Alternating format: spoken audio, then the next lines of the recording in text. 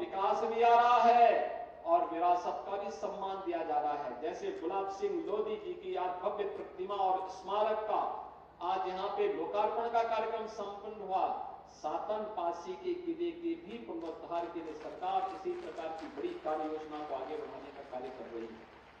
बहनों और भाइयों, यह सरकार डबल इंजन की सरकार है और डबल इंजन की सरकार इसलिए है क्योंकि आपका आशीर्वाद प्राप्त हुआ है।